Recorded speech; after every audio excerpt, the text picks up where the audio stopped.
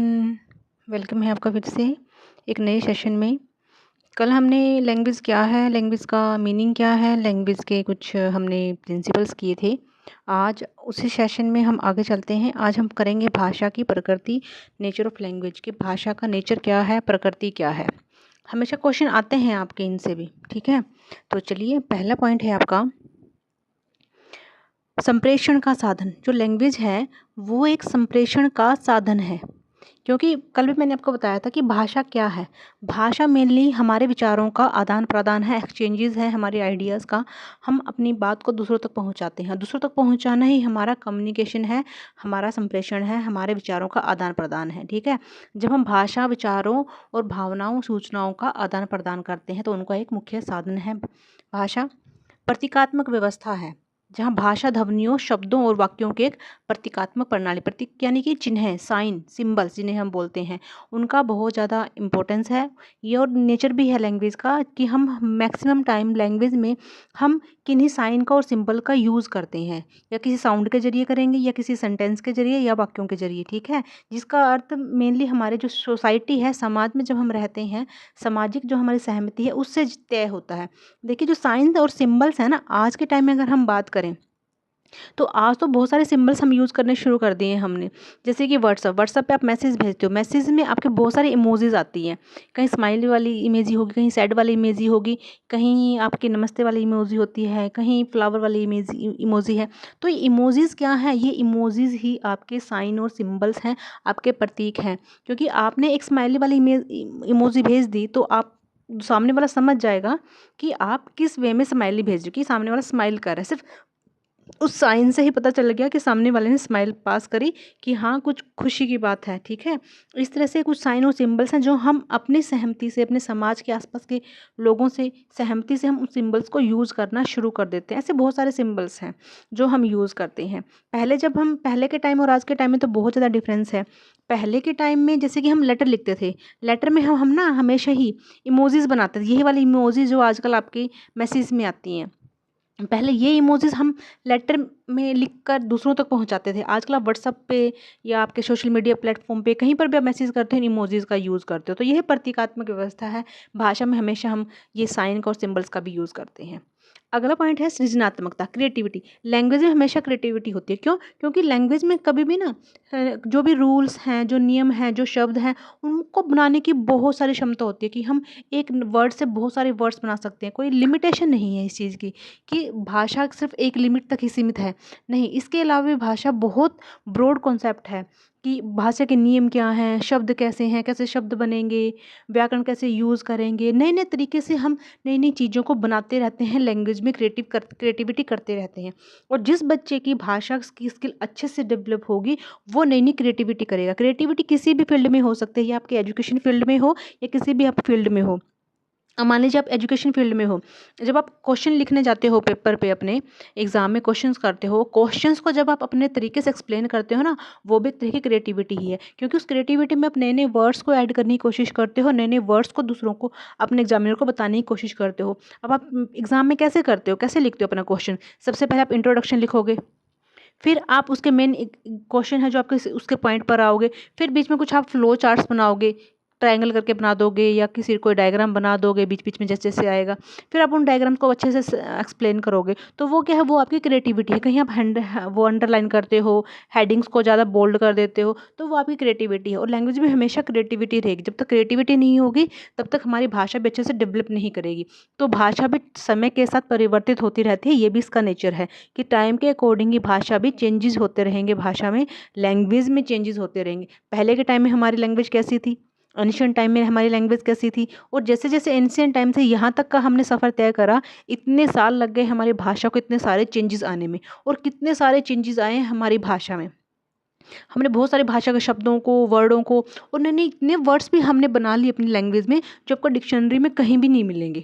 तो वो क्या? वो क्रिएटिविटी ही तो है, सृजनात्मकता ही तो है भाषा की, कि हमने इतने नए वर्ड्स को आज हमने ऐड कर लिया है जो हमें कभी भी डिक्शनरी में नहीं मिलेंगे। अब डिक्शनरी में शब्दकोश में क्यों नहीं मिलेंगे? क्योंकि उस टाइम पर वो फॉर्म हुए नहीं थे।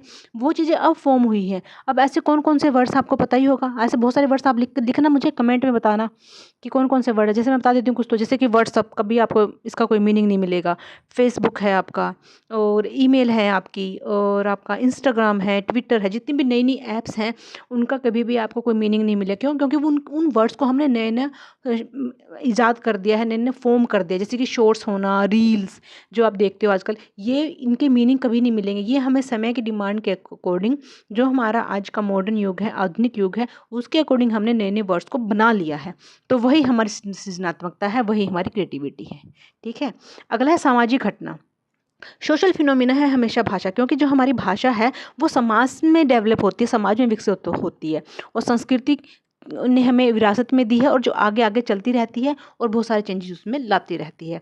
गतिशीलता, भाषा में हमेशा गतिशीलता होगी, कभी भी भाषा स्थिर नहीं होगी।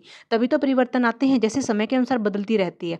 जितने भी मैंने एग्जाम्पल दिए कि आपने नए नए वर्ड्स को फॉर्म कर दिया, नए नए वर्ड्स को बना दिया, जैसे कि आपने रील बना दी, अपने व्हाट्सअप एक नई ऐप बना ली, आपने फेसबुक बनाया, आपने ट्विटर बनाया, आपने टेलीग्राम बनाया, यूट्यूब बनाया, ये सारे क्या है? ये भाषा की नई फॉर्म है, सृजनात्मकता है, और यही गतिशीलता है कि भाषा समय के साथ परिवर्तित होती है, हो रही है। हमारे बोलने के तरीकों में भी परिवर्तन आ गया, हमारे लिखने के तरीकों में भी परिवर्तन आ गया है ना? नमस्ते करने के तरीकों में, हाय, हेलो, हर चीज़ में हमारे यहाँ चेंजेस आ गए हैं। पहले हम हेलो लिखते थे, हेलो, आजकल कौन कोई नहीं लिखता, आजकल लिखते हैं हाय।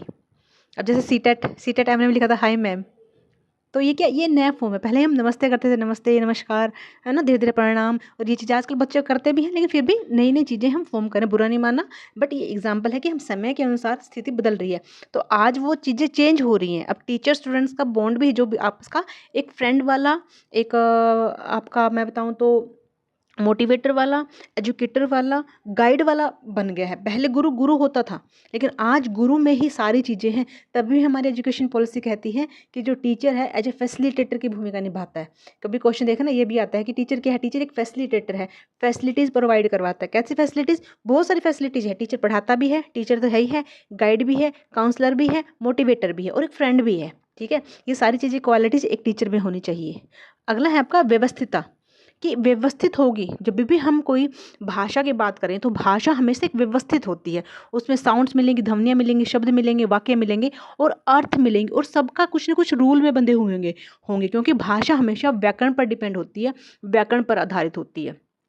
अगला है प्रकार्यात्मक, कि भाषा का जो उपयोग है हमेशा समय के अनुसार बदलता रहता है। समय के अनुसार कैसे? जैसे कि सिचुएशंस जैसी होगी, जैसे हमारा टाइम होगा, उस टाइम के और सिचुएशन के अकॉर्डिंग ही हम क्या करेंगे? अपनी भाषा का यूज़ करेंगे। फॉर्मल वे में औपचारिक या अनौपचारिक भाषा का हम यूज़ करते हैं। तो जैसा समय बदलेगा, जैसी सिचुएशंस होगी, समय के अनुसार जब हम भाषा का यूज़ करते हैं, वो प्रकारात्मक भाषा के अंतर्गत आता है। ठीक है? औपचारिक भाषा और अनौपचारिक भाषा। स्वाभाविक अर्जन, भाषा हम स्वाभाविक ही सीख लेते हैं, है ना? क्योंकि भाषा को सीखना एक तो स्वाभाविक सीख है, कि इन्वायरमेंट में आप रहकर सीख रहे हो, अपने आप से अपनी भाषा सीख ली, वो कहलाता है भाषा का अर्जन। लेकिन भाषा अर्जन जब कर लिया आपने, जब आपने अपनी मातृभाषा को सीख लिया, अब उसके बेस पर ही जब आप अपनी सेकंड लैंग्वेज को सीखते हो, टारगेट लैंग्वेज को सीखते हो, वो आपकी लर्निंग कहलाती है, अधिगम कहलाती है। ठीक है? इसका भी हम कॉन्सेप्ट आगे पढ़ेंगे। तो स्वाभाविक अर्जन करते हैं भाषा का, बच्चा मातृभाषा को सहज रूप से ही सीख लेता है, जबकि दूसरी भाषा को सचेतन प्रयास करना पड़ता है। जैसे छोटा बच्चा है, भाषा सीख रहा है, एनवायरनमेंट में जैसे रह रहा है, जैसे फैमिली है बोलती है, माँ बोलेगी, और बच्चा जैसा आस-पास देखेगा, तो बच्चा भी वैसे ही बोलेगा, टोन, पिच सब उसका वैसे ही होगा। ये भी मैंने कल सेशन में बताया था आपको। अगला है बहुभाषिक संदर्भ। भारत जैसे देश में कई भाषाओं के संपर्क में आते हैं बच्चे। जैसे उनकी भाषाई क्षमता बहुत बहुआयामी होती है, यानी कि हम क्या करते हैं, जिस देश में हम रह रहे हैं, जिस इन्वायरमेंट में हम रह रहे हैं, वहाँ हम अलग-अलग भाषा के टोन में आएँगे, क्योंकि हमारा इंडिया है, हमारा भारत है, हमारे भारत में बहुत सारी भाषाएँ, अलग-अलग एरिया की बहुत सारी भाषाएँ हैं, ठीक है? तो सब बच्चों को पता होगा कि किस एरिया में कौन-सी भाषा बोली जाती है और कैसे बोली जाती है, उनकी टोन क्या है। अब कई बार आप मज़ाक भी करते हो कि वो लोग ऐसे बोलते हैं, वो लोग ऐसे बोलते हैं, उनके प्रोनाउंसिएशन ऐसी है। सबका प्रोनाउंसिएशन का तरीका, फ्लुएंसी का तरीका सबका अलग-अलग होता है। वो मैटर करता है कि हमारा एनवायरनमेंट कैसा है, हमारा एरिया कैसा है, हमारी ज्योग्राफिकल बाउंड्रीज़ कैसी हैं। ज्योग्राफिकल बाउंड्रीज़ यानी कि हमारा जो क्षेत्रीय एरिया है ना, वो क्षेत्रीय एरिया कैसा है। जैसे कि कुछ बच्चे बिहार के हैं, कुछ बच्चे यूपी के हैं, कुछ बच्चे पंजाब के हैं, हरियाणा के हैं, ठीक है? तो इस तरह से कुछ बच्चे राजस्थान के हैं। तो इन सब के एरियाज़ के इनकी टोन अलग-अलग होगी बोलने की। इवन हरियाणा में भी अगर आप देखो या राजस्थान में भी आप देखो, तो इवन अगर आप यूपी बिहार में भी देखोगे ना, सब एरिया की जगह जगह की हर डिस्ट्रिक्ट की बोली आपको अलग अलग अलग मिलेगी, कि बोलियां भी अलग हैं, उन बोलियों की टोन भी आपको अलग अलग मिलेगी। ठीक है, वही बोलते हैं बहुभाषिकता संदर्भ की। जैसे जैसे बच्चा भाषाओं के संपर्क में आता जाएगा वो सारी ही भाषाएं सीखता जाएगा। अब जो ये कुछ इंपॉर्टेंट की टर्म्स हैं, इंपॉर्टेंट कीवर्ड्स, ये बड़े इंपॉर्टेंट हैं, आपके एग्जाम में हमेशा आते हैं, चाहे तो आप इनको अपनी कॉपी पे नोट कर लीजिएगा। सबसे पहला है सिंटेक्स, वाक्य विन्यास, कि वाक्यों को बनाने के लिए शब्दों और वाक्यांशों की व्यवस्था। जब हम किसी सेंटेंस को बनाते हैं, उस सेंटेंस को बनाने के लिए जब हम वर्ड्स की और एक सेंटेंस की एक पूरी व्यवस्था करते हैं, उसे सिंटेक्स बोलते हैं। कि कैसे लिखेंगे, एक फॉर्म होती है कि पहले सब्जेक्ट आएगा, फिर वर्ब आएगा, फिर ऑब्जेक्ट आएगा। तो एक व्यवस्था है। सिंटेक्स क्या है, वाक्यों को बनाने के लिए शब्दों और वाक्यांशों की एक व्यवस्था। वाक्यांश होते हैं आपके फ्रेजल वर्ब्स। अगला है स्वनिम, फिनोम। फिनोमिन क्या होता है कि भाषा की एक ध्वनि सबसे छोटी इकाई फिनोमी।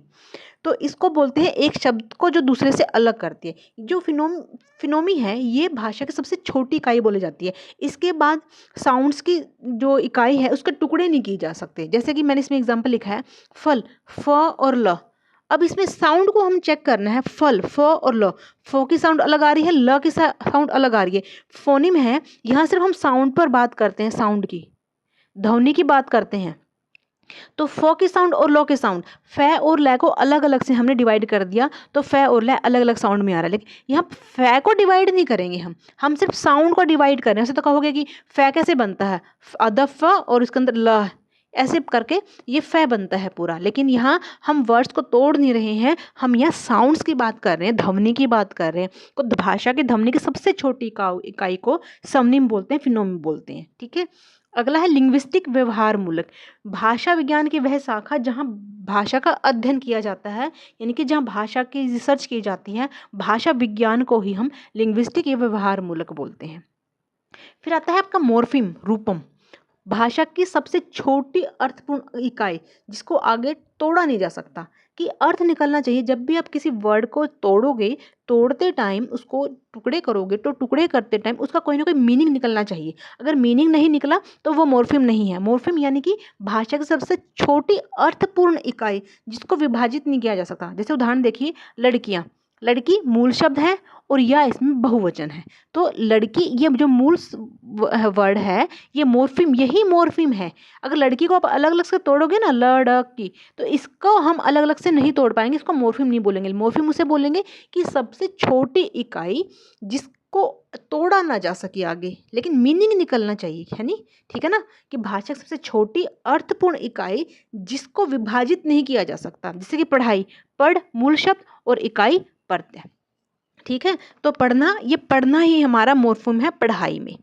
चलिए, अगला है सिमेंटिक। सिमेंटिक होता है आपका अर्थ विज्ञान, कि भाषा में शब्दों, वाक्यों और उनके अर्थों का अध्ययन और विश्लेषण करना ही सिमेंटिक कहलाता है। सिमेंटिक यानी कि भाषा में जो शब्द हैं और वाक्य हैं, उनके अर्थों का अध्ययन, उनके मीनिंग का अध्ययन करना ही हमारा सिमेंटिक कहलाता है, अर्थ विज्ञान। ठीक है, मीनिंग अर्थ निकालने से है यहाँ सिमेंटिक का, कि जहाँ हम शब्दों और वाक्यों का अर्थ निकाल लेते हैं वहाँ उसे सिमेंटिक बोलते हैं। जैसे कि सूरज शब्द, सूरज शब्द क्या है, वह तारा जिसे पृथ्वी से प्रकाश मिलता है। कि सूरज को अगर मैं आपको बोलूँगी कि एक आप बताओ कि सूरज क्या है, सूर्य क्या है, तो आप बताओगे कि एक तारा है जिससे पृथ्वी का प्रकाश मिलता है, ऊर्जा मिलती है हमें, है ना। तो ये सारी चीज़ें, तो एक मीनिंग निकालिए। अर्थ पर मेनली हम यहाँ पर बात करते हैं, अर्थ की मीनिंग की, अर्थ विज्ञान सिमेंटिक।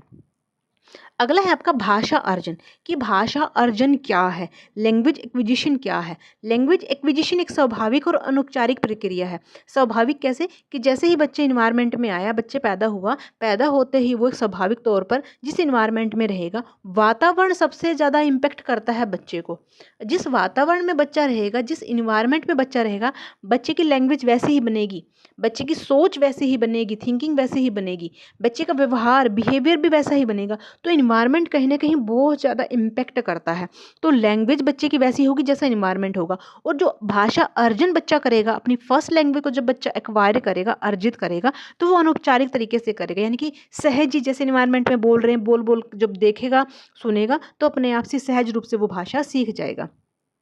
जिसके द्वारा बच्चा अपनी मातृभाषा को बिना सीधे शिक्षण के सीखते हैं। कोई शिक्षा की ज़रूरत नहीं है, किसी ग्रामर के बारे में हमने, व्याकरण के बारे में नहीं बच्चों को बताया, लेकिन बच्चा सहज ही सीख जाता है। ठीक है, सहज और अनौपचारिक प्रक्रिया है अर्जन करना। समाज में संपर्क करेगा, अनुकरण करता है, इमिटेशन करता है, ठीक है, संवाद करता है, तो इसके जरिए भाषा सहज तरीके से अपने आप ही सीख लेता है। उसे ही अर्जन कहते हैं, भाषा को एक्वायर करना बोलते हैं। अब भाषा अर्जन की कुछ मुख्य जो विशेषता हैं, करैक्टरिस्टिक्स हैं। सहज प्रक्रिया, अपने आप ही बच्चा जैसे ही जन्म लिया, जन्म के साथ ही बच्चे में एबिलिटी होती है कि बच्चा भाषा सीख लेगा, अपने आप ही से ही वो सीख लेता है। अचेतन सीखना है, बच्चे नियमों को समझे बिना ही भाषा का प्रयोग करने लगते हैं। ठीक है, बिल्कुल बच्चों को नियम नहीं पता, ग्रामर नहीं पता, कुछ नहीं पता, लेकिन अपने आप से बच्चे भाषा का प्रयोग करना शुरू कर देते हैं। सामाजिक संदर्भ पर निर्भर करती है, बिल्कुल करती है। परिवार और वातावरण से संवाद द्वारा बच्चा भाषा विकसित करता है। कर्मिक विकास, कर्म से विकास होता है। पहले रोएगा बच्चा, फिर बड़बड़ाएगा, फिर एक शब्द बोलेगा, फिर दो शब्द बोलेगा, फिर पूरा वाक्य बनाने की प्रक्रिया बच्चा करता है। ठीक है, तो इस तरह से आज का सेशन यहीं तक ख़त्म करते हैं। अगले सेशन में कल भाषा की प्रक्रिया और उसके चरण के बारे में बात करेंगे। ठीक है, बाकी मिलते हैं कल सेशन में। Bye, take care.